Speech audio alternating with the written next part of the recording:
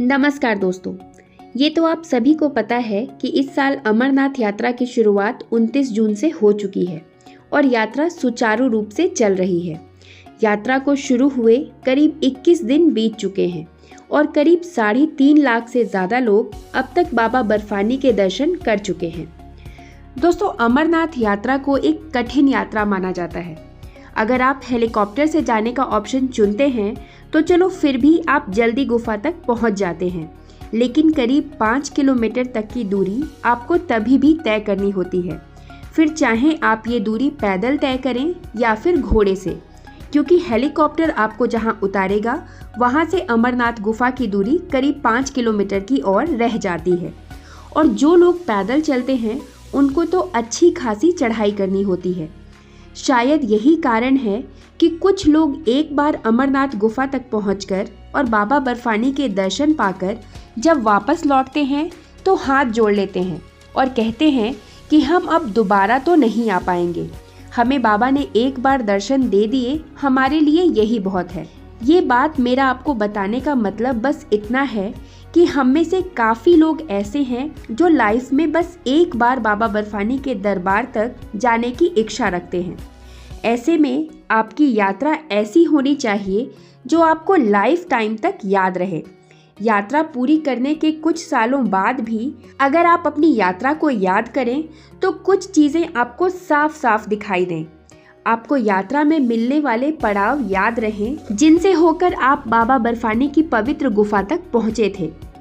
क्योंकि दोस्तों, कुछ एक्सपीरियंसेस लाइफ टाइम के लिए होती हैं, उनको बार बार करने का मौका नहीं मिलता, इसलिए उनके सारे फायदे एक बार में ही उठा लेने चाहिए। ठीक वैसे ही अमरनाथ यात्रा में भी कुछ ऐसे पड़ाव आते हैं जिनसे होकर आपको गुजरना पड़ता है और उसके बाद ही आपको बाबा बर्फानी के दर्शन होते हैं। यात्रा में मिलने वाले ये पड़ाव कोई साधारण पड़ाव नहीं होते हैं कि बस आए और चले गए।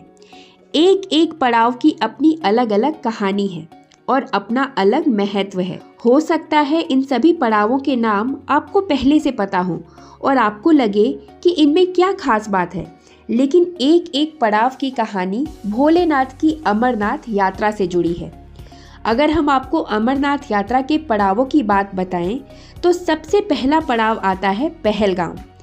आज के टाइम में ये कश्मीर का एक फेमस टूरिस्ट प्लेस बन चुका है, लेकिन इसकी वास्तविकता जुड़ी हुई है अमरनाथ यात्रा से। ऐसा माना जाता है कि भगवान भोलेनाथ जब अमरनाथ गुफा तक जा रहे थे तो एक एक करके उन्होंने अपनी सारी प्रिय चीज़ों का त्याग किया था। इसी कड़ी में सबसे पहले पहलगाम पहुंचकर उन्होंने अपने नंदी बैल का त्याग किया। ये वास्तव में एक घूमने लायक जगह है और अगर आप अमरनाथ यात्रा पर दर्शनों के लिए जा रहे हैं तो अपनी यात्रा पूरी करने के बाद आप इस जगह पर घूम सकते हैं। आपको बहुत ही खूबसूरत प्राकृतिक नज़ारे देखने को मिलेंगे। इसकी खूबसूरती इतनी प्यारी है कि इसे मिनी स्विट्जरलैंड भी कहा जाता है। अमरनाथ यात्रा का दूसरा पड़ाव है चंदनबाड़ी, जो कि पहलगाम से भी 8 किलोमीटर दूर पड़ता है, जहां पर अमरनाथ यात्री अपनी पहली रात बिताते हैं, जिनके लिए यहां पर कैंप्स लगाए जाते हैं। साथ ही साथ लंगरों की भी व्यवस्था की जाती है, जहां पर आपको शुद्ध सात्विक भोजन मिल जाता है। यहीं से दूसरे दिन पिस्सू घाटी की चढ़ाई शुरू हो जाती है, जो कि काफ़ी कठिन चढ़ाई होती है। इस घाटी को लेकर मान्यता है कि यहीं पर देवताओं और राक्षसों के बीच घमासान युद्ध हुआ था। दोस्तों, अमरनाथ यात्रा के एक एक पड़ाव से जुड़ी आपको बहुत ही इंटरेस्टिंग कहानियां सुनने को मिल जाएंगी, जो कि इस पूरी यात्रा को और भी ज़्यादा रोचक बनाती हैं। यात्रा का तीसरा पड़ाव चंदनबाड़ी से करीब 14 किलोमीटर दूर शेषनाग है, जिसमें खड़ी चढ़ाई होती है, जहां से पिस्सू घाटी के भी दर्शन होते हैं।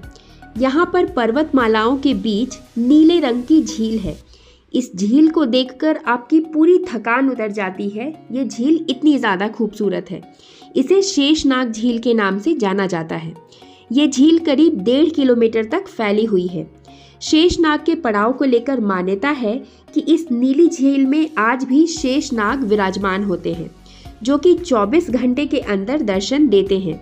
हालांकि कुछ लोगों का तो ये भी मानना है कि जो लोग बहुत ज़्यादा खुशनसीब होते हैं उन्हें ही दर्शन का लाभ मिलता है। अगर हम यात्रा के अगले पड़ाव की बात करें तो ये है पंचतरणी, जो कि शेषनाग से भी 8 किलोमीटर की दूरी पर पड़ता है।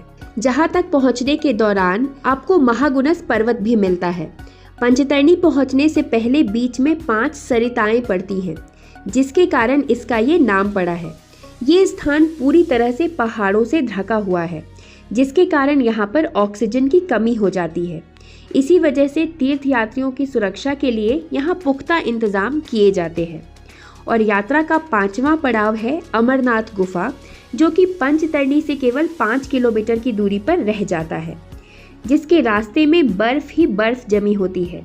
हालांकि आज के समय में मौसम थोड़ा बहुत बदल गया है और जितनी बर्फ हमें पहले देखने को मिलती थी उतनी ज़्यादा बर्फ हमें अब देखने को नहीं मिलती है। यात्री अमरनाथ गुफा तक पहुंचकर बाबा बर्फानी के दर्शन करते हैं।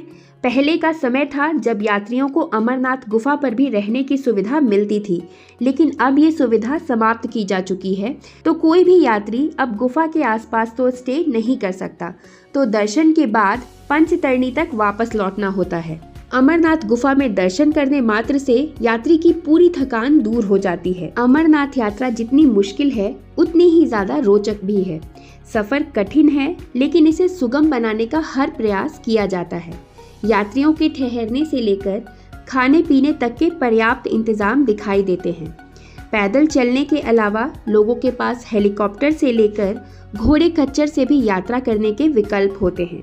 हाँ, ये बात ज़रूर है कि कई बार मौसम साथ देता है और कई बार मौसम साथ नहीं देता है। अमरनाथ यात्रा के दौरान मौसम कभी कभार एक बड़ी चुनौती बनकर सामने आता है, लेकिन जो भी लोग अमरनाथ यात्रा पर बाबा बर्फानी के दर्शनों के लिए निकलते हैं वो मन में पूरा साहस इकट्ठा करके निकलते हैं। यही कारण है कि अगर मौसम की वजह से उन्हें परेशानियों का भी सामना करना पड़े तो वो अपने अंदर पेशेंस रखते हैं और अपनी यात्रा किसी भी हाल में पूरी करते हैं। अमरनाथ गुफा जम्मू कश्मीर के अनंतनाग जिले के पहलगाम में आती है। गुफा तक का सफ़र बेहद मुश्किल है। हालांकि इस सफ़र को सफल बनाने के लिए बहुत सारे प्रयास किए जाते हैं। वे सभी इंतजाम किए जाते हैं जिससे हर किसी की ये यात्रा सफल हो। हर साल ये यात्रा गर्मी के महीने में 45 से 50 दिन के आसपास की होती है। हजारों से लेकर लाखों की संख्या में लोग इस यात्रा को करते हैं।